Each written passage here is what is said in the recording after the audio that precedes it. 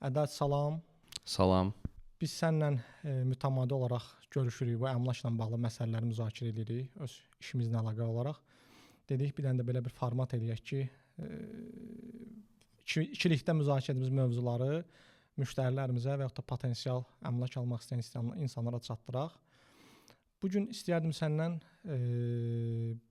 son vaxtlar ən çox sual aldığım mövzu ilə bağlı danışmağa başlayaq. Bu qiymət artımıdır. Mənə gələn zənglərin böyük əksəriyyətində müştərilər şikayət edirlər ki, əmlakların qiyməti artıb və bəzi əmlaklar hətta alıcılar üçün əlçatan deyil. İstəyirəm bu mövzudan başlayaq. Mən öz fikirlərimi bölüşüm, sən də öz fikirlərini bölüş. Bəlkə faydalı olar müştərilər üçün. Mənə elə gəlir ki, əmlakın qiymətinin artmağı bu subyektiv səbəblərdən deyil, obyektiv səbəblərdəndir. Cəmiyyətdə belə bir fikir var ki, daşınmaz əmlakın qiymətini artıran əmlakçılardır. Əmlakçılar çalışırlar ki, qiymətlər çox yüksək olsun. Əslində bu yanlış belə deyək də düşüncədir. Çünki əmlakçılar həcmdən pul qazanan insanlardır və onlar maraqlıdırlar ki, əksinə satış sayı çox olsun. Çünki əmlakın qiyməti artdıqca satışların sayı azalır və əmlak satan mütəxəssis, daşınmaz əmlak agenti istəyər ki, daha çox əmlak satsın və daha çox qazansın. Əmlakın qiymət artımı ilə bağlı mənim fikrimcə ən böyük birinci amil bu postpandemiya dövrüdür. Həm dünyanın hər yerində, həm Azərbaycanda gedən inflyasiya prosesləridir. Həm inşaatla bağlı qanunvericiliyə olan dəyişikliklərdir, həm vergi ilə bağlı dəyişikliklərdir. Həm ümumiyyətlə şəhərdə və şəhər kənarında torpaq qıtlığının yaranmağıdır. Məsələn, şəhərin mərkəzinə yaxın, hətta mərkəzi qoyuram kənara, mərkəzinə yaxın torpaq tapmaq inşaat üçün bugün çətin məsələdir. Ona görə də müştərilər, yəni inşaatçılar daha doğrusu deyək, istər-istəməz daha baha torpaq aldıqda, daha baha inşaat materiallarından istifadə etdikdə inşaatın maliyyə dəyəri artıb, qiymət artır. Ancaq məni düşündüyüm və məncə son 2 ildə qiymətdə ən çox təsir edən bir məsələ var. İstəyirəm səninlə bunu konkret müzakirə edək. Sən də fikirlər verirəm. Bu gözləntidir. Yəni investorların gözləntisidir. 2020-ci ildən 23-cü ilə qədər olan mərhələdə bazarda bir euforiya var idi. Xüsusən də bağ bazarında. Siz də yəqin Sibirdə bunu hiss edirdiniz. Hamı şəhər kənarına köçməyə, daha çox geniş ərazilər olan komplekslərdə mənzil və yaxud da ki, bağ ev almağa çalışırdı. Bu istər-istəməz təklif az idi, tələb çox idi deyə qiyməti artırdı. Ancaq 2023-cü ildən etibarən bazarda belə bir situasiya yarandı ki, qiymət mütəmadi artır və bazara investor adı ilə insanlar pul yatırmağa başladılar. Yəni əslində investisiyanın çox adam mahiyyətini bilmədən sadəcə torpaqda alım, 6 ay sonra qiymət artacaq, daha yüksək qiymətə sataram. Sonra mənzil alım, 6 ay sonra qiymət artacaq, sataram məntiqi ilə. Bir-birinə belə deyək də, təkan verərək bu proses getdi. 2024-cü ildə biraz bazar stabilləşib. Sən nə düşünürsən? Bizdə başlıca qiymət artıran amil obyektiv amillərdir, yoxsa sən də hamı kimi düşünürsən ki, biz əmlakçılar qiymət artırırıq? Orxan, gözəl təşəbbüsdür ilk olaraq. Çox sağ olun. Mən razılaşıram, sənlə razıyam. Torpaq qıtlığı barəsində təbii ki, Abşeron, Bakı bu dəqiqə demək olar ki, bütün fokus paytaxtımızdadır. Lakin torpaq sahələr məhduddur. Təbii ki, Abşeron rayonunda da, şəhərin özündə də inşaatçılar üçün, tikinti şirkətçiləri üçün həmçinin də.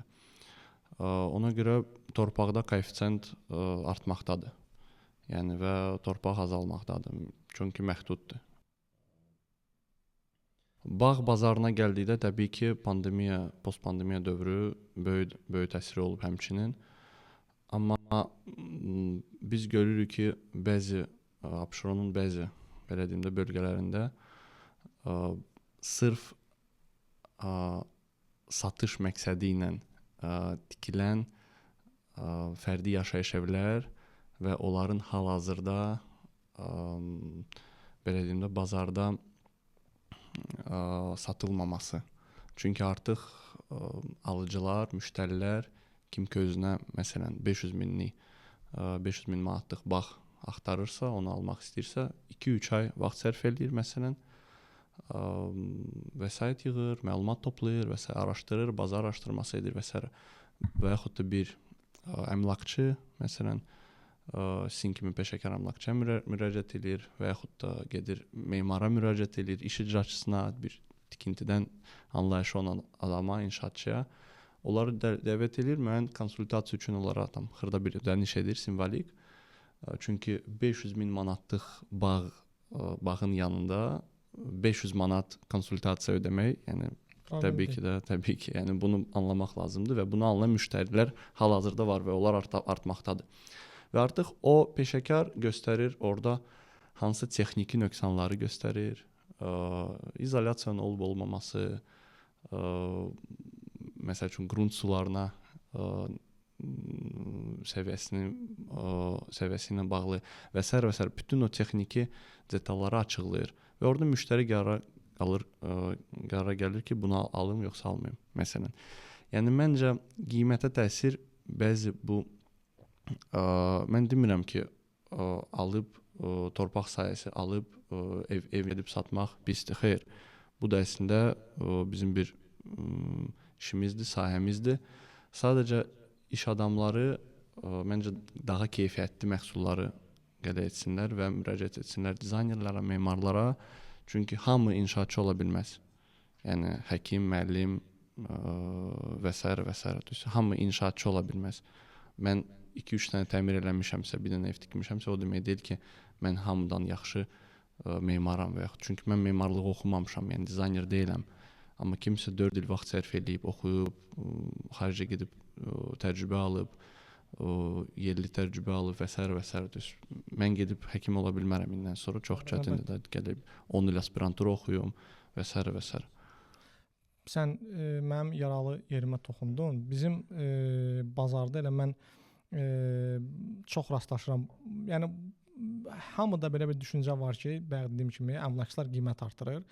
Ancaq əmlak bazarının belə deyək də əli zəif olan iştirakçısıdır. Çünki onun xidməti agent xidmətidir. Qiymətin artmağının səbəbi məncə elə satıcıların və alıcıların özüdür ki, hansılar ki, alıcı qismində olanda qiyməti bəyənməsələr də öz əmlaklarını satışında qiymət artırırlar. Ümumiyyətlə bazarda bir optimizm var, bazarda bir gözlənti var. Hamı düşünür ki, əmlakın qiyməti mütəmadi artır. Biz sənin o gün bunu müzakirə elədik Sibrizdə olanda. Mən düşünmürəm ki, əmlakın qiyməti mütəmadi artır. Əmlak ümumiyyətlə dünyanın hər yerində çox nadir hallarda yüksək gəlir gətirən aktivdir. Əmlak daha çox inflyasiyadan vəsaitini qorumaq üçün bir alətdir. Bizdə investisiya ilə spekulyasiyanı qarışdırırlar. Bax, bayaq dedin sən inşaatçılarla bağlı. Bəli, bu adamların bu işidir. Bu adamlar torpaq sahəsini alırlar, orada müəyyən işlər aparırlar, ev tikirlər, ora vaxt və vəsait yatırırlar və onun üzərində müəyyən bir marjalar var. Bu işdir, bu biznesdir. Bina tikmir, bağ evi tikir, kiçik ölçülüdür, ancaq bu da pul qazanmalıdır və o qoyduğu vaxtın və vəsaitin üzərində müəyyən bir marjası var. Bu 30%, 40%, 50% və s. dəyişir inşaatçıdan asılı olaraq. Ancaq torpaq qiymətlərinin artmağına, sırf torpaqdan danışıram, bu inşaatçılarla bərabər daha çox investisiyanı, spekulyasiyanı qarışdıran investorlar səbəb olurlar. Məsələn, torpaq alır bir yoldaş şərti olaraq 100.000 manata və onun gözündə belə bir gözlənti var ki, bu 3 aydan sonra olmalıdır 150.000 manat. Yəni izah edirsən ki, bazar qaydaları belə işləmir də. Hə, bir period oldu 2022-23-cü bu qayda ilə işlədi. Çünki torpağa olan tələbat yüksək idi. Şəhərdə məzən qiymət artdı, insanlar müqayisə edə paylar aparırdılar. Bu gözlənti gətirib ona çıxardıb ki, bazarda qiymətlər pik nöqtəyə çatıb. Həm mən düşünmürəm ki, bu hələ sondur. Torpaq qiyməti hələ də artacaq. Çünki qonşu ölkələrə baxanda Azərbaycan torpağın qiyməti hələ də ucuzdur. Müqayisə etsək elə Gürcüstanla, Rusiya ilə, Türkiyə ilə yaxşı lokasiya torpaq həmişə bahadır. Çünki qıtdır. Ancaq bizdə satışların azalmağının səbəbi məncə biraz da satıcıların yanlış məlumatlı olmağına ilə gəlir. Mən belə bir müştəri izah verdim bu yaxınlarda. Deyirəm, Mərdəkan, məsələn, Qızılqum bağ massivində 2014-cü ildə torpağın sotu 8.000 manat idi, yəni $10.000. Üzərindən 10 il keçib, indi həmin ərazidə torpağın sotu 30.000 manat civarında dəyişir. Yəni $17-18.000 belə deyək. Mən insana izah etməyə çalışıram ki, çox uzun müddətli yatırım kimi baxanda torpaq manatda yox. Manatda əlbəttə çox rəqəm şişir, amma dollarla götürəndə ki, biz ölkədə məhsulları dollarla idxal edirik. Ona görə də bizdə əksər əmtələrin qiyməti dollar üzrə formalaşır. Əslində torpaqda o qədər böyük qazanc yoxdur. O hamı da spekulyant ola bilməz. Mənim məsələn çox istəndirir. Zəng vururlar, BKS-də zəng vururlar ki, qardaş düşmə variant var. Yəni bu düşmə hardan yana bilər? Bir müştəriyə o gün sual verirəm ki, sizin ətrafınızda nə qədər bankrot olan insan var? Deyir, yoxdur. Deyirəm, qardaş, sənin ətrafında müflis olan yoxdursa, mənim ətrafımda yoxdursa, bu düşmə təcili satılan belə variantlar çıxmır da bazara. Əlbəttə ki, o motivasiya olmalı, səbəb olmalıdır. Səbəb olmalıdır. İndi bazarda satışla bağlı motivasiya yoxdur və bir problem də var ki, öz torpağını satanlar belə deyək də, yatırım məqsədini almamış, sadəcə hal-hazırda bir problem var, onu həll etmək üçün satan adamlar belə bu investor deyilən təbəqənin trendinə düşüblər və qiymətləri artırılıb, amma satışlar zəifləyib. Mən düşünürəm ki, qiymət artımı olsa da çox paradoksal bir vəziyyətdə əslində. Satış yoxdur, amma qiymət artır. Məsələn, Ağşəhərdə də eyni vəziyyətdir. Mən Ağşəhərdə uşaqlarla danışıram. Kvadrat metrələr bəzi yerdə 3500-5000 manata gəlib çıxıb. 5000 manata mənzil var, amma satış yoxdur. Yəni o tempdə deyil. Ondan bahadır o. Ondan baha da var. Mənzil 6 ay, 1 il bazarda qalırsa və ya torpaq da həmçinin 6 ay, 1 il bazarda qalırsa, bu deməkdir ki, əslində qiymət düzgün deyil və bazar o qədər bazar o qədər aktiv deyil. Mən ümumiyyətlə müqayisə edirəm 2019, 2022 və indi 2019-cu ilə qədər olan mərhələdə bazar belə işləyirdi. Bir bağ alıcısı bazara girirdi və onun bağı seçməyi, ərazinin qiymətlərini qəbul eləməyi, həzm eləməyi, düşünməyi çəkirdi 1 il yarım. Yəni ən azından 2 ay keçirdi ki, o adam qərar versin, bağ alsın ya da torpaq alsın. 2021-dən sonra bu düşdü bir neçə aya bu vaxt aralığı. Çünki qısaldı, çünki tələb çox idi. İndi yenidən bazar qayıdıb pandemiyadan əvvəlki dövrə, yəni reallığa qayıdıb. Bazar yenə də alıcılar uzun düşündülər, sən deyin kimi.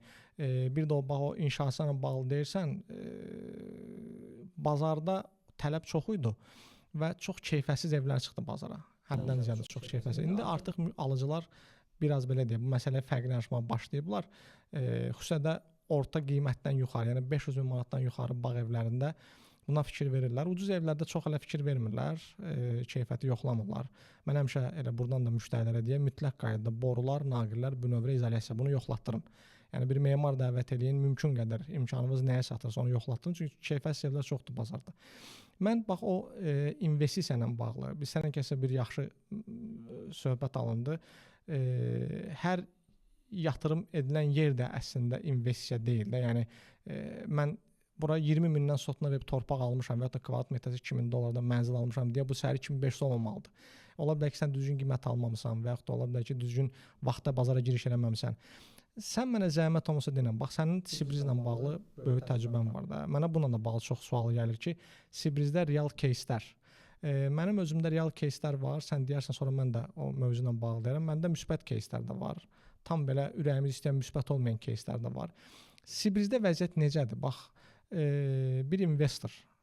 Mən investorlara ayırıram da. Var investor hansılar ki, evdə müəyyən qədər bir məbləğ pulu var. İnsan deyir ki, mən pulu evdə saxlayıram, bunu inflyasiya belə deyək də məhv eləyir. İnflyasiya bunu azaldır, alacaq qabiliyyətini. Banka qoysam illik 10-12% depozit gəlir var. Bunun üzərində bir 200% artıq olan gəlir axtarır, yatırım edir. Bir də var bir qism investorlar ki, bunlar spekulyasiya ilə məşğul olmaq istəyir əslində. Bu investor deyil. Bunlar qısa müddətdə alıb satmağı düşünürlər. İndi birincilər üçün Sibrizdə nə var? Yəni sən bir öz кейslərindən dinlə, ikincilər üçün nə var? Sonra mən sənə öz fikrimi deyərəm, məndə necə baş verib? Məndə Sibrizdə hansı keyslər var? Nədə itirmişik, nədə qazanmışıq? Təbii ki, fikrimcə Sibriz yatırım üçün düzgün yerdir. Sadəcə layihələrdən çox şey asılıdır. Biz bəzən bazara girişi fikirləşirik daxil olmağı, amma çıxışı fikirləşmirik. Mən həmişə onu deyirəm, bəli, çıxış çox vacibdir və yaxud da alırıq. Mən soruşuram tez-tez müştərilərdən ümumiyyətlə bu tələbləri, istəkləri, ehtiyacları öyrənmək üçün. Soruşuram ki, əzizim, ümumiyyətlə məqsəd nədir sizdə? Yatırım üçün, alıb satmaq üçün, alıb icarəyə təqdim etmək üçün, yoxsa özünüz üçün, yaşayış üçün. Adam deyə bilər ki, məsələn, $300,000 vəsaitim var, hələ ki bilmirəm. Orada başlayır yeni suallar, yeni araşdırmalar, yeni təhlil və s. İstəkdən də adamın ehtiyacından çıxış edir. Təbii ki, çalışırıq belə edək, çünki sonra o yarım ildən, 1 ildən sonra zəng gələndə ki, adalə zəhmət olmasa mənim əmlakımı sat. Mən ona hazır olmalıyam öncədən. Mən o zəngə hazır olmalıyam və onu xeyir şər işi olursa, onu çevik bir zamanda satmalıyam. Çünki o da mənim üçün bir yatırımçıdır, investordur. Məsələn, Sibrizdə danışa bilərəm xırda bir keyslərdən kiçik olaraq Palazzo del Mar layihəmiz var. Tikilməkdədir. Gələn ilin sonuna inşallah təfir nəzərdə tutulub. Yerləşmə möhtəşəmdir. Nikibiçin yanıdır. 1-ci sayı zolağıdır. Təmirlidir, mənzillər var. Təmirsizdir, həmçinin 4 binadır. 23-cü ilin oktyabr ayında 23-ün oktyabrında. Deməli, məndən müştəri orada studiya alır. Təmirsiz studiya, 53 kvadrat, belə bir şey. $75,000. Nağd pulla. Hələ ondan sonra ƏDV geri alır və s. Yəni çox belə sərfəli qiymət. Çünki bünövrədən alır.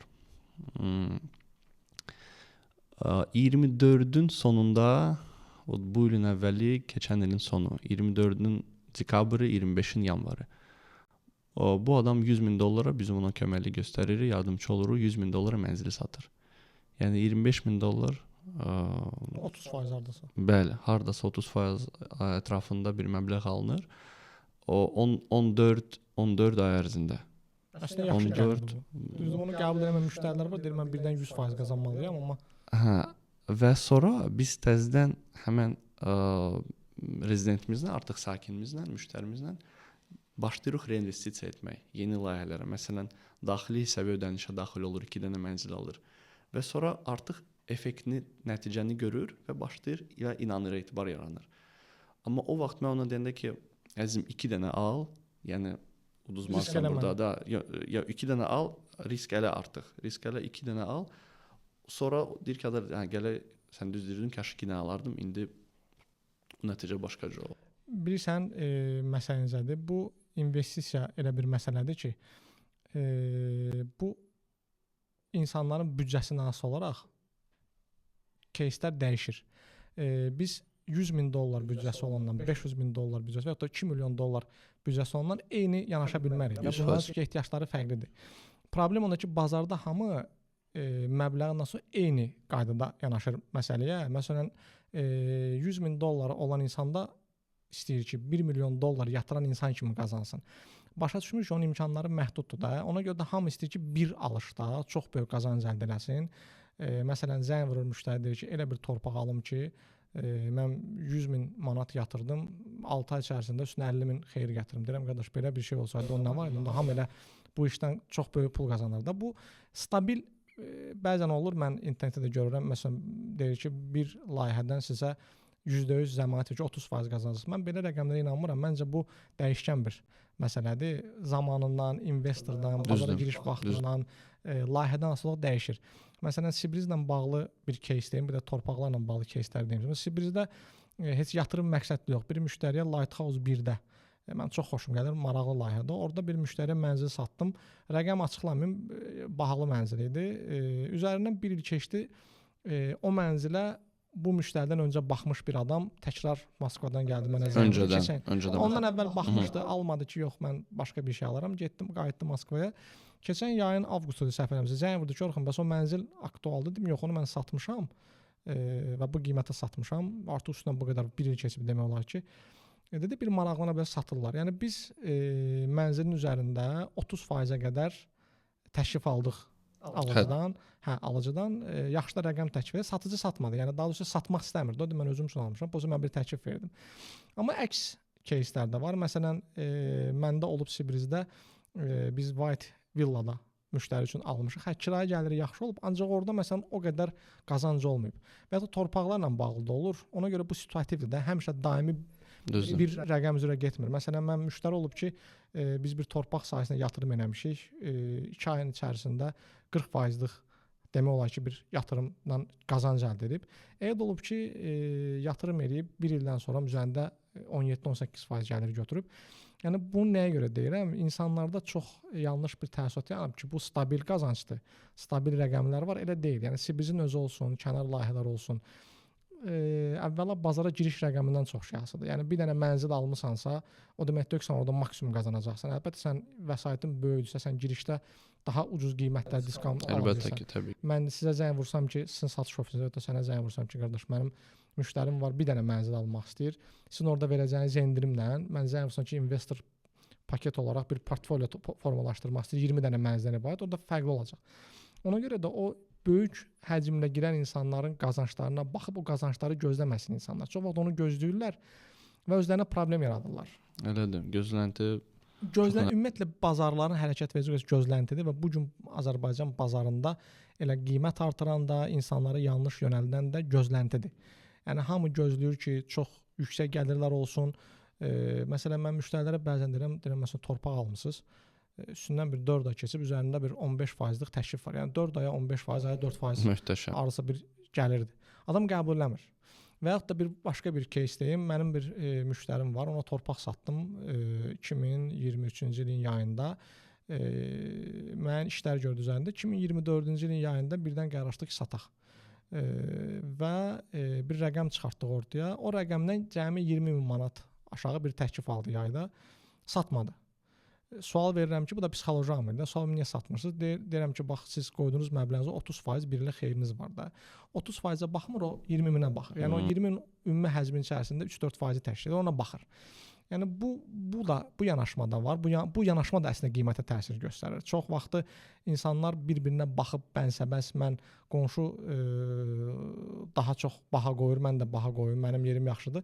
Lakin sən Sibirdə də bunlar ikinci əldə rastlaşırsan, mən bunu Sibirdə ikinci əldə görürəm. Birinci əldə özünüz belə deyək də bazar qiyməti şirkət müəyyənləşdirir, öz xərclərindən çıxır, amma ikinci əldə qonşular müəyyənləşdirir də qiyməti.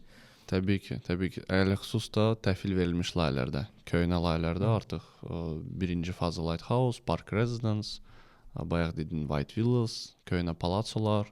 The Grand, o da yaxşı layihədir. The Grand möhtəşəm layihədir, bəli. Amma çox bahadır. Yenə də hərənin öz razılaşmayla ki, bilməm nə də düşünürsən. Məsələn, mənə elə gəlir ki, yəni kvadrat metrəsi $5,000 civarında gəlir çıxırdı orada mənzillər aşağı-yuxarı 4500-4700 dollar. Səncə baha deyil bu?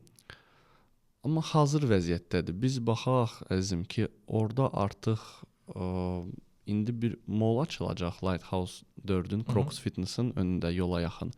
Və bu mall açılması ilə artıq vəssalam. Yəni o ərazidə tikinti inşaat işləri aparmayacaq. Artıq tamamlanıb tam olaraq bütün ərazi, infrastruktur. Bitib də orada. Bitib, bəli, bitib. Orada artıq heç bir səs-küy, tikinti inşaat səsləri artıq olmayacaq və bütün infrastruktur var.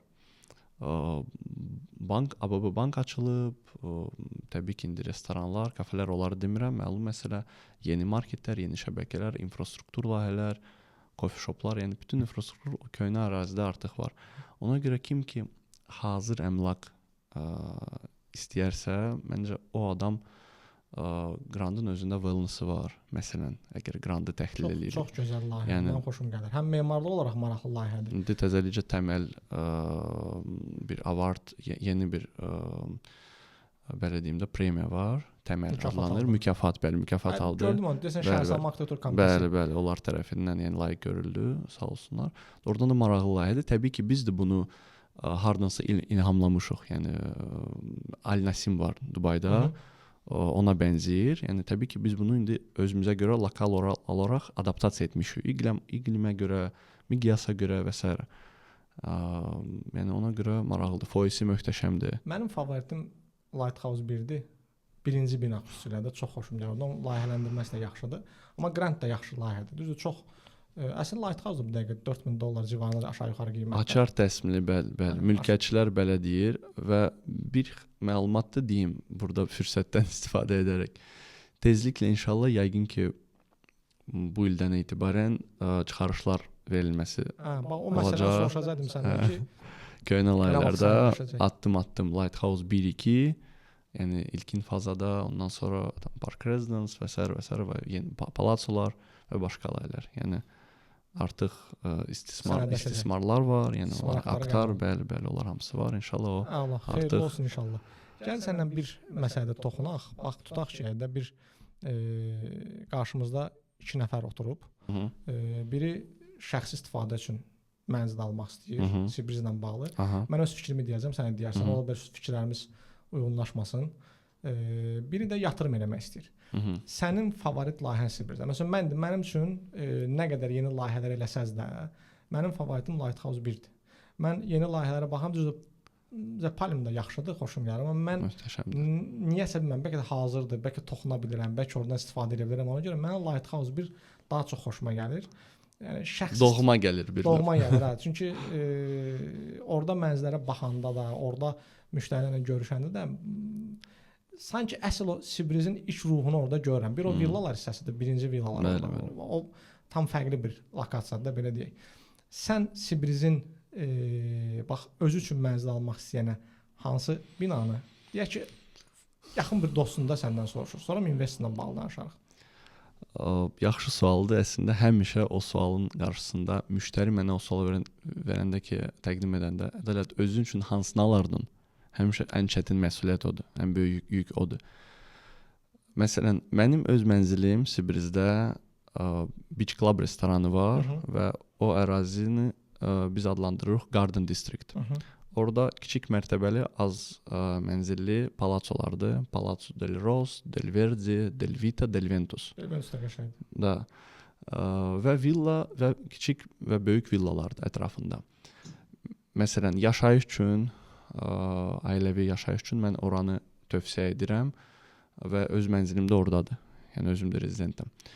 O kiçik olsa da hovuzu var, amma cəmi 170-175 ailə üçün belə bir qapalı bir gated community-dir, belə deyim. Sibrizin içərisində ayrıca qapalı bir mühit. Bəli, belə deyim də, nisbətən qapalı.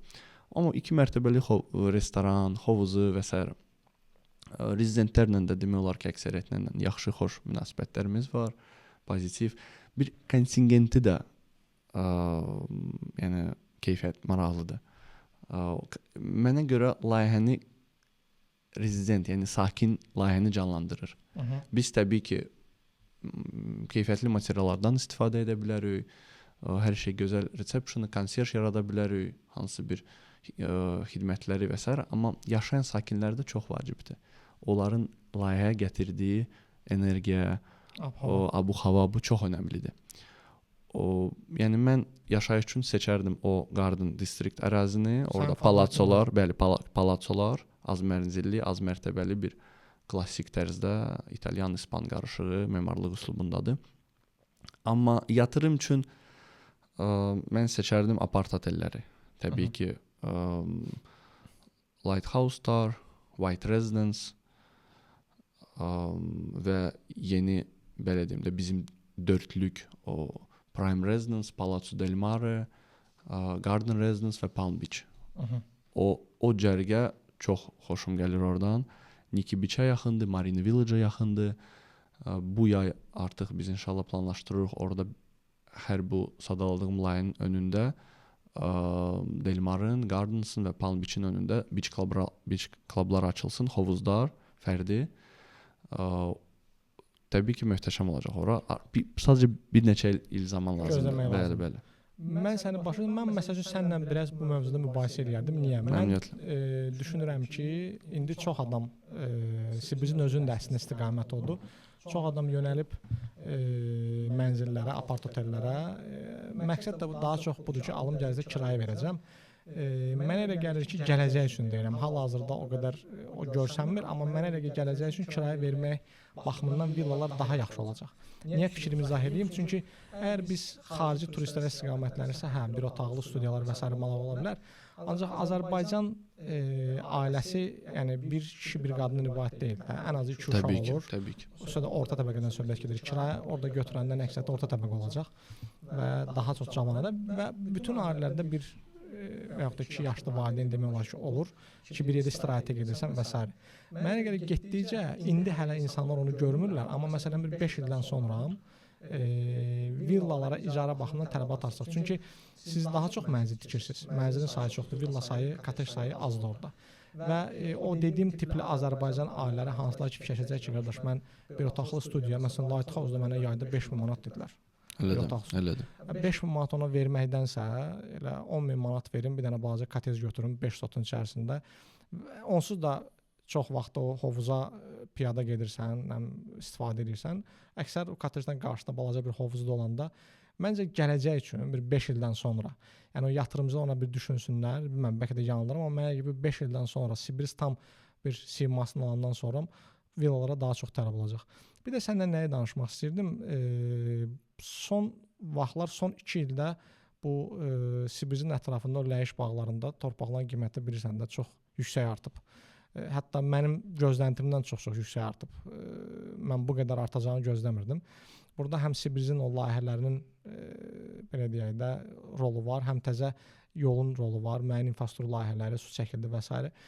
Bir dənə axırıncı müsahibəyə baxdım, Emin Ağalovun deyir ki, biz artıq əhalidən torpaq almırıq. Biz artıq, çünki çox qiymətləri yüksəlib və biz dənizdən belə deyək, dövlətlə iş görür və dənizə o torpaq tökərək, məsələn, Aypara kimi və yaxud da ki, Dreamlinerdə siz də o gəmi süni adalar. Süni adalar yaradırıq. Səncə ləyiş bağlarında torpaqların qiyməti hələ artacaq mı? Yəni manat ekvivalent. Dollarda mən düşünürəm ki, artım o qədər çox olmayacaq. Çünki axır əvvəl belə deyək də manatın dollara nisbətdə məzənəsi dəyişəcək nə vaxtsa.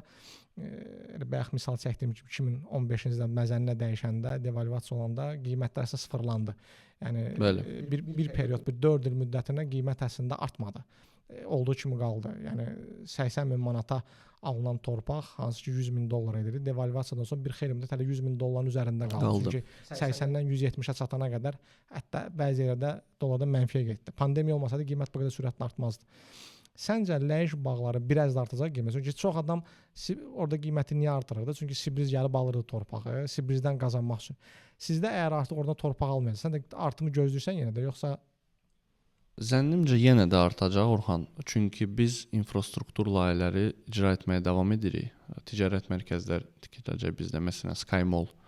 O biz el arasında deyirik 31-ci dalan. Harada yeni Sibris yazısı var. Referans klinika, Landau məktəbi, Sabah School və bütün bu infrastruktur layihələr.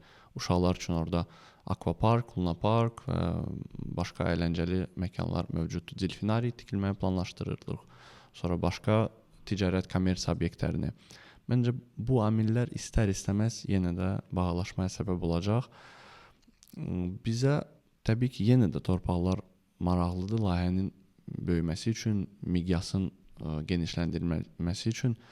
Sadəcə reallıq var. İndi biz əmlakçıyıq, biz bilirik ki, reallıq var. Yəni bir dəfə jackpot tutmaq, yəni müştərilər kimi deyirsən, reallıq. Reallıq nədir? Bu reallığı biz müəyyənləşdirmirik. Bu reallığı bazar müəyyənləşdirir. Təbii ki. Məsələn, mən mülkiyyətçi tərəfdən deyirəm ki, mülkiyyətçilər necə baxır? Mülkiyyətçinin reallığı Binazdır.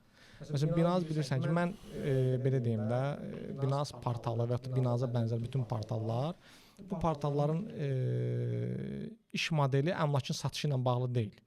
O bir platformadır, sən orada elanını yerləşdirirsən və dünyanın hər yerində bir mərhələdən sonra bu tip platformalar reallıqdan çox xəyallara çevrilir. Yəni sənin bir əmlakın var, ciddi satmaq da istəmirsən, xəyalında bir rəqəm var, yerləşdirirsən. Mən ciddi satmaq istəsəm də girirəm internetə, sənin elanını görürəm, deyirəm qardaş, mənim bağım, mənim mənzilim ondan o qədər də zəif deyil. Və mən də ona bənzər bir qiymət qoyuram. Qonşudan qalma geri. O qonşudan qalma geri prinsipi bizdə əlaqəsə güclü təsir göstərir. Ona görə də bu reallıq sualı mənə də çox verilir. Deyə qardaş, bazar reallığı. Deyirəm, bazar reallığını kim müəyyənləşdirir? Satanlar müəyyənləşdirir, qonşular müəyyənləşdirir. Əgər bir ərazidə bir mülkün bir qonşu 1 manata, bir qonşu 1 manat 50 qəpə satıbsa, bunun bazar qiyməti bu 1 ilə 1.50 arasında olan rəqəmdir. Yəni bu bundan çoxdur deyil, bundan az da deyil. Az olsa bu hamının gözlədiyi düşmə variantı, çox onda da qeyri-real. İndi bax o deyirsən reallıq məsələsi. Məsələn, indi ləyiş bağlarında yaxşı küçələrdə torpağın qiyməti 20-25 min manatı ötüb. Yəni 20 min orta qiymətdir. Mən düşünürəm ki, bir rəqəmə qədər gəlibsə, ondan sonra getməyəcək. Mən bununla bağlı öz düşüncəm var, bilməm nə dərəcədə doğrudur. Abşeronda bağ massivlərində ən bahalı küçə Bilgəhdə Mirzəcəlal Paşayev küçəsi idi. 2014-cü ildə orada qiymətlər gəldi 50.000 manata çatdı bir sotuna. Və 2025-ci ildə hələ də orada sot 50.000 manatdır. Yəni bir rəqəm var ki, mən belə düşünürəm. Bir qiymət aralığına çatandan sonra qiymət ondan yuxarı getmir. Çünki alıcı sayı azalır da. Dönənə qədər 1000 nəfər bunu ala bilirdisə, qiymət bir mərhələsində bunun alıcısı 100 nəfərə düşür. 100 nəfərin də 50-si alandan sonra 50 nəfər bəzən fikrin dəyişir, bəzən uzanır. Bazar doyur. Bazar doyura. İndi bax, Ləyiş bağlarında məncə real bazar qiymətləri, o dediyimiz reallıq ki, qonşulara baxanda məncə biraz da qalxıb sonra dayanacaq. Çox investorlar var ki, orada torpaqlar alıblar, gözləyirlər ki, orada kosmik qiymətlər olsun 50.000, nə bilim. Mən sual deyirəm qardaş, 50.000 manatı burdanlığına gedib Sibirizin içərisində də ala bilərlər. Üzərini biraz düzəldər. Əlbəttə. Gedib Sibirizdə də var. Bizim yeni torpaqlar çıxır satışda Ayparanın önündə, yəni möhtəşəm lokasiyadır. Yatırımçılar üçün də maraqlıdır. Özünə də qiymət necə faba? İndi bu kənar bazarı biz bilirik. Yəni ikinci əl bazar deyək də belə deyək. Bu bazarda qiyməti formalaşdırır qonşular. Bu bazarda rəqabətli mühit var. Sizin Sibirizdə qiymətləri kim formalaşdırır? Çünki başa düşürəm, mənim bir kost var, mənim bir xərclər var, o xərcləri çıxırsınız. Amma necə olur? Məsələn, layihələr arasında tutaq ki, mən Prime-la Palm arasında qiymət aralığını necə müəyyənləşdirir? Çünki burada mən bildiyim qədər siz bütün o inşasının partnyorluğunuz var da. Yəni sizdə burada azad rəqabət deyil. Yoxsa necə azad rəqabət, necə olur o, necə formalaşır? Mənə maraqlıdır. Yox, azad rəqabətdir. Təbii ki, indi partnyorlarımız da var, partnyor layihələrimiz var. Məsələn, Marina Village kimi və başqaları. Lakin bizim siyasətimiz şəffafdır, qiymət siyasətimiz və məsələn Prime Residence orada ilkin 2 ədəd bina təmirlidir, amma Palm Beach bütövlüklə təmirlidir. Ona görə siniflərə görə, əsasən Orxan siniflərə görə, yəni premium, business, business plus siniflərə görə ayrılır və biz ki satışla məşğuluq, inşaatçı olaraq bizim də müəyyən hədəflərimiz var, targetlərimiz var, onları vurmalıyıq. Hələ ki gözləntindən tez çatırıq belə deyim də nəticələrə. Sizin qiymət siyasətiniz daha çox xərcdən və qarşıya qoyulan şirkətin hədəfləri. Bəli. Məsələn də elə olur ki, bizdə məsələn Prime Residence-da başladıq satışa hansı bir qiymətdən, $1800 kvadrat metrəsi, təmirsiz olan mənzillərdən danışıram. Amma 3 gündən sonra bir yatırımçı gəlir, investor və mərtəbə alır və yaxud da 27 dənə mənzil alır. Təbii ki, bu qiymətə təsir göstərir birbaşa. Lot sayı azalır. Lot sayı təbii ki azalır və əsas siyasətimiz bundan ibarətdir və biz bunu dəfələrlə başqa layihələrdə şahid olmuşuq. Park Residence 2 layihələrində, Polo Residence layihələrində, başqa layihələrdə İnşallah indi tezliklə açıqlanacaq ictimaiyyətə yeni layihələrimiz çıxır satışa. Sky Park və başqaları. Satmamış təzə layihələr çıxardınız. Maraqlı, bir-birindən fərqli olan, bir-birindən maraqlı, hərənin öz inanıram ki, müştərisi olacaq. İnşallah. Hamısı da bir-birinə maraqlı. Bir mövzunu da istəyirəm müzakirə edək, sonra yavaş-yavaş yekunlaşdıraq.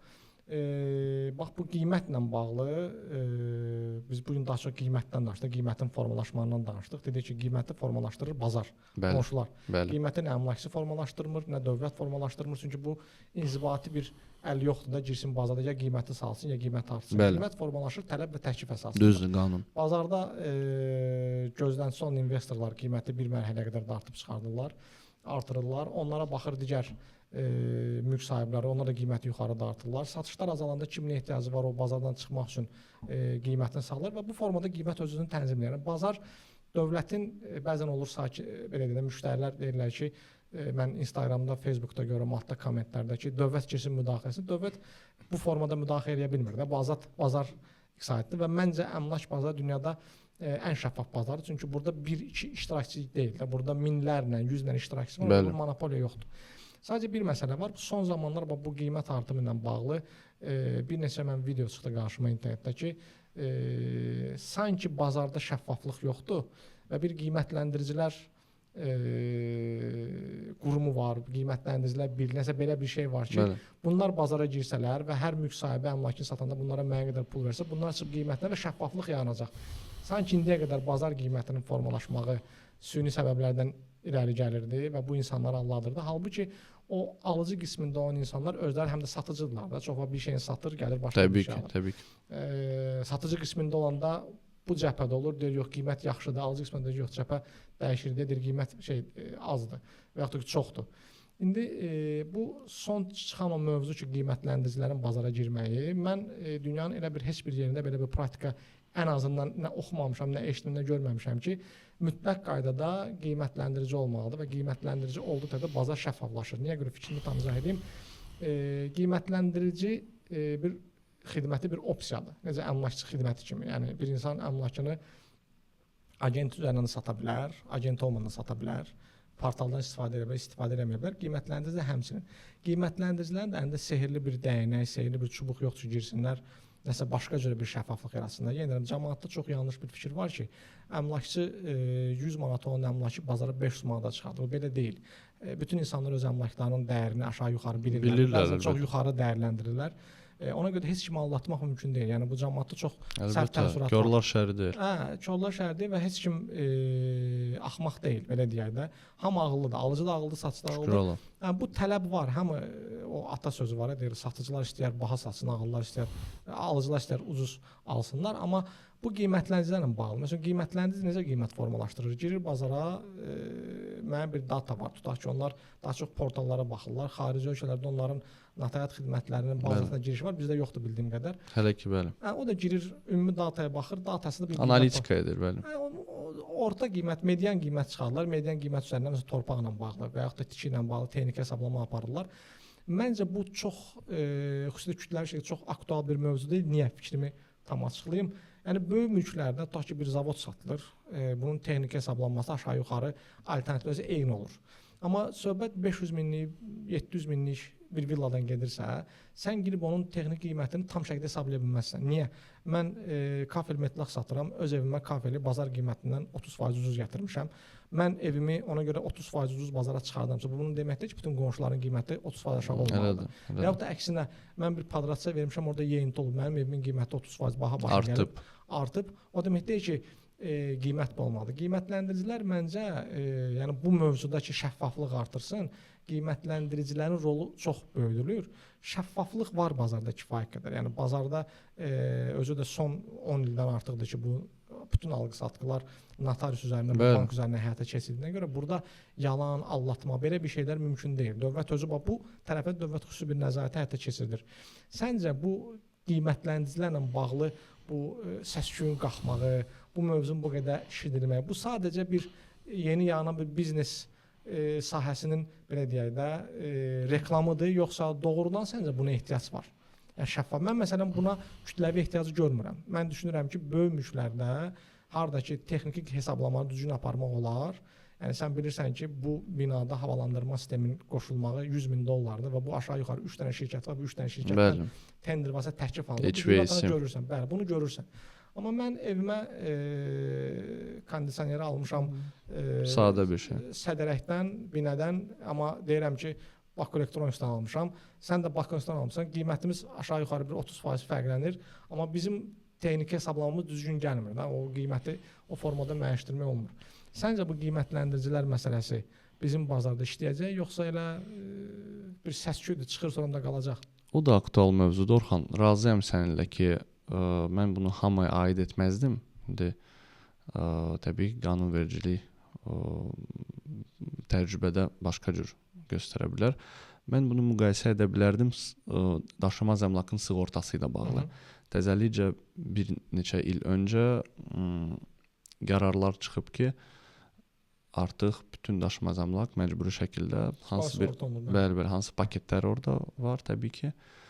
Bu da pozitiv dinamikadır, belə dəyərləndirirəm. Sadəcə gördük ki, kütlə, yəni mülkiyyətçilər, mülk sahibləri hamı bir nəfər olaraq bunu təəssüf ki, əməl etmədilər. Yəni hərənin də öz müəyyən səbəbləri var. Kimsə o 50 manat, 100 manat sığortaya ödəniş etmək istəmir.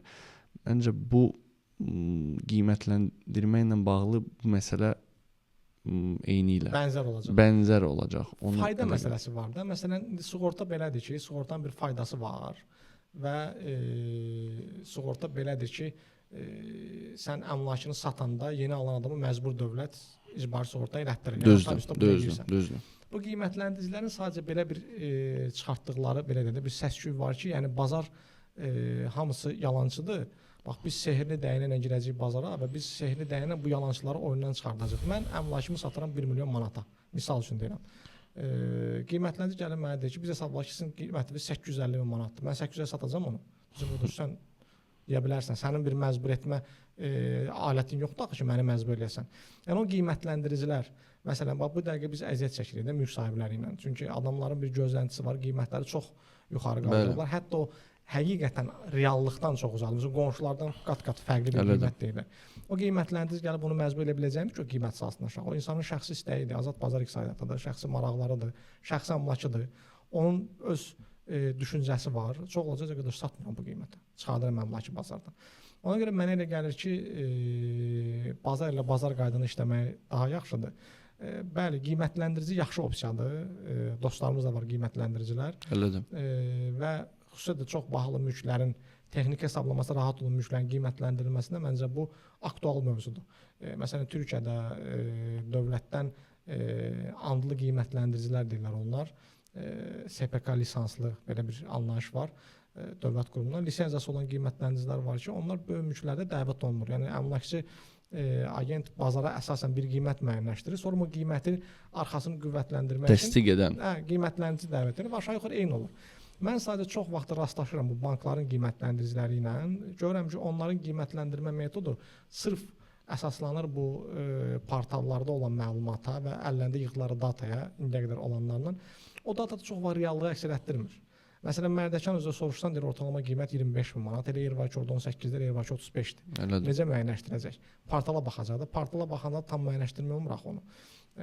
Məncə o vaxt aktual olar ki, reyestr xidməti əslində bunu eləyir. Dövlət reyestr xidmətlərinin özünün qiymətləndiriciləri var və onlar o dövlətdə olan dataya əsaslanıb bir qiymət məncə müəyyənləşdirirlər. Bu dataya dövlətdə olan aktiv, aktual dataya əsaslansa bir effekt verər.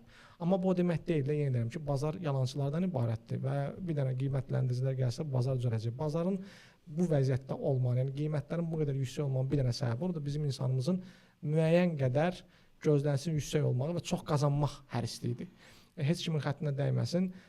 Alıcı qismində bazara girən insanlar eyni sualı onların öz əmlaklarla bağlı verəndə həmən şey deyirlər. Mən Sibrizlə bağlı sənə bir case deyim. Məndə bir villa var Sibrizdə. Var idi daha doğrusu satışda Kaspi Mayer'in ikinci xəttində. Bir müştəri gəldi ora baxdı. Qiymətlər çox bahadır, biz danışır. İstəyirsən ki, adam əslində psixoloji olaraq özü qiymət danışmağa hazırdır da. Bu bir belə deyək, hazırlıq prosesidir. Danışdıra müəyyənləşdirdim ki, bir neçə əmlakı var şəhərdə. Soruşuram, məsələn, Jale Plazda bir mənzildir filan idi. Və baxıram ki, özünün mənzillərini bazarda olan alternativlərdən ən az 20% bahadır. Dedim ki, mən deyim, bax bu başqasının mülküdür. Ona deyirsiniz ki, qiyməti bahadır. Halbuki bu qiyməti biz aşağı-yuxarı alternativlərə baxıb real formalaşdırmışıq. Hətta sahibi baha deyirdi, mən qiyməti bəzən çəkmişəm. Axı siz özünüz də baha deyirsiniz. Yox, deyir, mənim mənzilim daha fərqlidir. Mənim ki, şəhərin mərkəzində. Deyirəm, qardaş, bu da Sibrizin mərkəzidir də. Bu da başqa bir şəhərdir. Yəni deməyim odur ki, burada gözlənti ilə bağlıdır məsələ. İnsanlar biraz o gözləntilərini özlərində reallığa və ikili standartlar. Bəli, ikili standartlar var. Onu özlərində öz vicdanları ilə tətbiq etməlidirlər. Uyğunlaşdırsalar ki, yox, mən başqasının qiymətinə baha deyirəm, özüm də baha satıram. O daha yaxşı olar. Azad, mənə xoş idi səninlə bu. Qarşılıq əzim. İnşallah vaxt elə, bizdə biz vaxt məsələsi problemidir. Peşəkar adamlar həmişə problemi vaxtla bağlı olur. Bir dəfə də görüşək, mən istəyirəm səninlə bir dəfə də Sibrizdə görüşək biz. Məmnuniyyətlə. Mənim Sibrizin içərisində bəzi layihələrlə bağlı suallarım var. Müştərilərin verdiyi suallardır. Mən özüm bəzən o suallar qarşısında düşünürəm ki, yəni orada gerçəklik payı çox olan suallardır. İstəyirəmsə onları mənə canlı şəkildə izah eləyəsən. Bəlkə biz yanılırıq. Bəlkə biz səndən nəsə bir şey tapıb onu düzəldərik və ya sən bizi istiqamətlərə qədər səhv yanılırsın. İnşallah onda növbəti görüşədək. İnşallah, məmnuniyyətlə. Çox xoş oldu. Məncə hamıya da maraqlı olar. Davamlı olsun. İnşallah. Sağ ol. İnşallah, sağ olun.